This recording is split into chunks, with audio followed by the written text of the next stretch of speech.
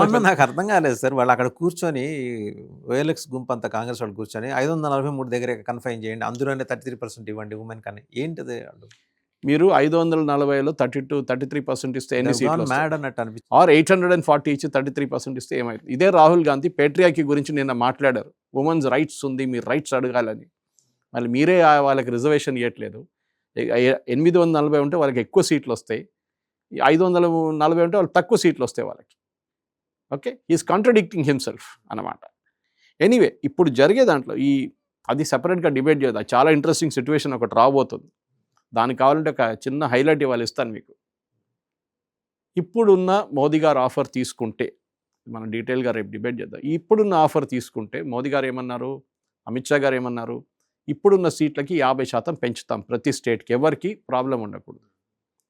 కానీ ప్రాబ్లం ఉంది కాంగ్రెస్కి. యూపీలో 80 నుంచి 120కి వెళ్ళిపోతుంది. అక్కడ మేము గెలవలేము. బీహార్ కూడా అంతే, వెస్ట్ బెంగాల్ కూడా అంతే, మహారాష్ట్ర కూడా అంతే, మధ్యప్రదేశ్ కూడా అంతే, రాజస్థాన్ అంతే, ఛత్తీస్గఢ్, ఒడిశా మొత్తం పోతుంది. వైపౌట్ కాంగ్రెస్. తో మీరేం చెప్తారు? అరే కేరళలో కూడా 20 నుంచి 30 చేస్తున్నారు కదా, 50%, నో లాస్ ఫర్ ఎనీబడి. అందరూ అదే అడిగారు కదా. ఈవెన్ విజయ్ కూడా అదే అన్నారు, మినిమం 50% ఇంక్రీజ్ ఉండాలి. ఇస్తున్నాం 50%, తీసుకోండి. మాకు వద్దు, ఏం తీసుకో, నో ప్రాబ్లం.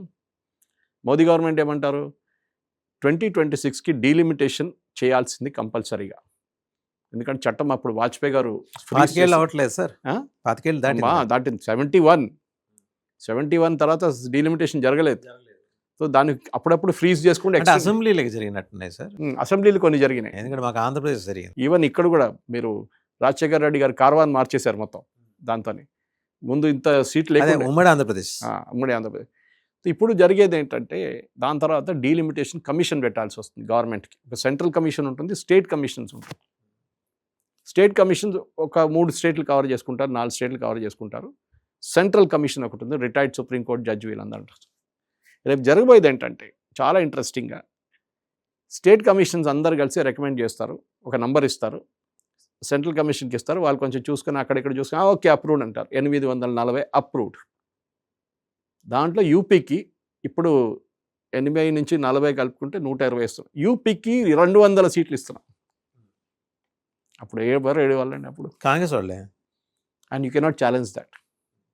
మోదీ గవర్నమెంట్ చెప్పలేదు కదా, అది డీలిమిటేషన్ కమిషన్ డిసైడ్ చెప్తుంది. అండ్ దానికి ఛాలెంజ్ సుప్రీంకోర్టులో ఉంటుంది. అది సుప్రీంకోర్టు ఎప్పుడు అంగీకరించరు. వాళ్ళ చీఫ్ జస్టిస్ రికమెండ్ చేసిన మనిషే ఉంటాడు జడ్జిగా, మెయిన్ పర్సన్గా. ఇది anyway wheel discuss this tomorrow. ఇప్పుడున్న దాంట్లో ఇప్పుడు జరిగిన దాంట్లో వాజ్పేయి కమిటీ ఒకటి ఉండే, ఆ వాళ్ళు కూడా రికమెండ్ చేశారు 1 nation 1 poll. Law commission 2 reports ఇచ్చారు, ఇంకో డ్రాఫ్ట్ రిపోర్ట్ కూడా ఇచ్చారు. మూడిట్లో అన్నారు yes we should have election అని.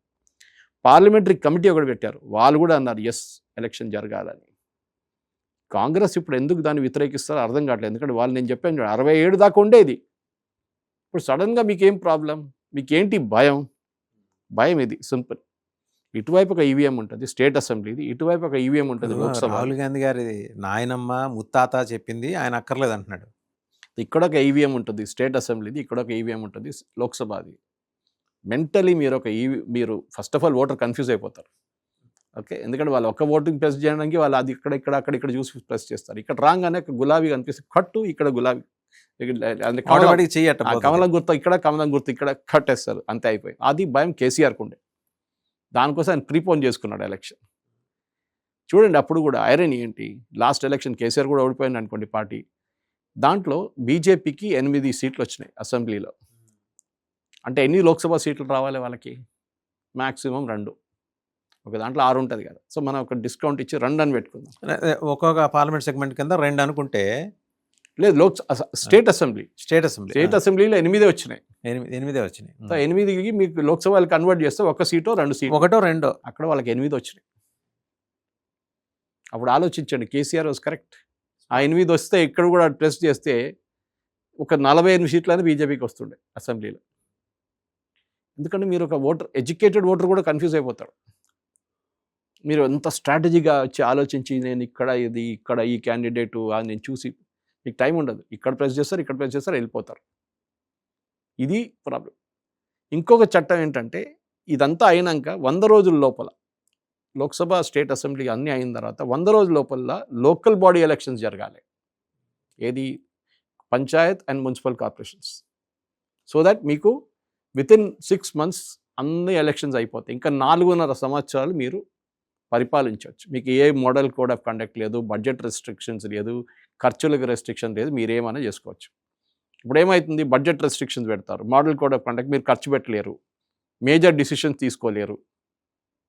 లోక్సభ ఉంటుంది, అసెంబ్లీ ఉంటుంది, దాని తర్వాత పంచాయతీ ఉంటుంది, దాని తర్వాత మున్సిపాలిటీ ఉంటుంది. ఒక 3-4 సంవత్సరాలు ఇదే నడుస్తుంటుంది పంచాయతీ. అది ఉండదన్నమాట. ఇప్పుడు చాలా మటుకు ఒకటి సేవింగ్, డబ్బులు ఖర్చు విపరీతం. ఎందుకంటే పోలింగ్ వాళ్ళకు డబ్బులు ఇవ్వాలి, వాళ్ళకి పేమెంట్ ఇవ్వాలి. టీచర్లు వస్తారు కానీ వాళ్ళకి ఒక పేమెంట్ ఉంటుంది, ఆనరియం ఉంటుంది ఒకటి. దెన్ సెక్యూరిటీ ఫోర్సెస్ని మూవ్ చేయడం, అది ఖర్చు, వాళ్ళకు కూడా ఇవ్వాలి పేమెంట్, సపరేట్ పేమెంట్. మీకు పేపర్ వర్క్, మీకు ఈవీఎంలు ఖర్చు, ఈవీఎంలు తీసుకెళ్ళడం, అది ఇది ఉంటుంది. అన్నీ కలిసి కోట్లు ఖర్చు అవుతాయి, thousands of crores. దాన్ని ఒకటే షాట్లో ఫినిష్ అయిపోతుంది, మీకు సపరేట్ లేదు ఇప్పుడు.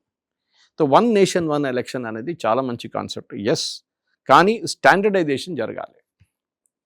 ఎప్పుడు దాకా 2034 దాకా మోస్ట్లీ అయిపోతుంది స్టాండర్డ్. కానీ మోదీ గవర్నమెంట్కి 2029 దాకా చేసేయాలి. రెండు, ఒకటి డీలిమిటేషన్ జరగాలి, ఉమెన్ రిజర్వేషన్ జరగాలి, మూడవది 1 nation 1 poll జరగాలి. ఇప్పుడు ప్రాబ్లం ఏంటంటే, ఒకటి ఓకే అది డీలిమిటేషన్తో లింక్ ఉంది, బేసిక్లీ 1 nation 1 pollకి ఏంటి, అది సెన్సస్ ఎప్పుడు దాకా అయిపోతుంది. That is the big question. Census ఇప్పుడు మొదలైంది 2027 దాకా అయింది అనుకోండి, 28 దాకా కూడా అయితే ఒక ఎక్స్ప్రెస్ స్పీడ్లో వెళ్తే 27 ఎండింగ్ కూడా అయిపోతుంది. అక్కడి నుంచి మీరు డెఫినెట్గా ఒక రికమెండేషన్ వస్తుంది. ఏంటి రికమెండేషన్? మీరు for example population basis, delimitation commission ఇంకా ప్రాబ్లం ఉంది వాద్వాన్ గారు. వాళ్ళు నంబర్ ఆఫ్ సీట్స్ ఎట్లా డిటర్మైన్ చేస్తారంటే పాపులేషన్ బట్టి. సో ఉత్తరప్రదేశ్ పాపులేషన్ 8 కోట్లు ఉన్నది, 24 కోట్లు అయిపోయినాయి. మరి అవంతా రావాలిగా ఇప్పుడు సెన్సెస్ 8 3s are 24, 3 times. అప్పుడు 80 సీట్లు 240 కావాలి. మోదీ గవర్నమెంట్ ఆఫర్ చేసింది 120 డబుల్ అయిపోతుంది. 120 తగ్గించిస్తున్నారు వాళ్ళకి. సో తమిళనాడు ఏడుస్తారు ఇప్పుడు, కేరళకి అంటారు మీ పాపులేషన్ తగ్గిపోయింది, 20 సీట్లు ఎందుకు, 17 చాలు అంటారు. కానీ 21 ఎంతో పెంచినట్టున్నారు, 20 ఉంది ఇప్పుడు, దాన్ని 30 చేస్తా ఉన్నారు. హ్యాపీ కదా? కాదు, మేము అంగీకరించాము, సరే తీసుకోరా నాయన ఎలక్షన్. ఇప్పుడు Congress same thing, delimitation commission అంటారు 17 సీట్లు అంతే. బికాస్ 71 సెన్సస్ మీదే వీళ్ళు నంబర్ ఆఫ్ సీట్స్ డిటర్మైన్ చేస్తున్నారు. 80 నుంచి 120 అని చెప్పి, కేరళ 20 నుంచి 30 అని చెప్పేసి, బేస్డ్ ఆన్ 71 సెన్సస్. కానీ విత్ ఇన్ ద స్టేట్ ఒకసారి మీకు 120 సీట్లు అప్పగించేస్తే మీరు బేస్డ్ ఆన్ పాపులేషన్ అడ్జస్ట్ చేసుకోవాలి. కొన్ని మైగ్రేషన్ అయిన తర్వాత హైదరాబాద్ లాంటి ప్లేసెస్లో మైగ్రేషన్ ఎక్కువ ఉంటుంది, అప్పుడు ఇక్కడ పాపులేషన్ పెరుగుతుంది. మల్కాజిగిరిలో 38 లక్షల మంది ఉంటారు, దాన్ని మీరు స్ప్లిట్ చేయాల్సి వస్తుంది. సో మొత్తం స్టేట్కి 24 కోట్లు పాపులేషన్ ఉంటే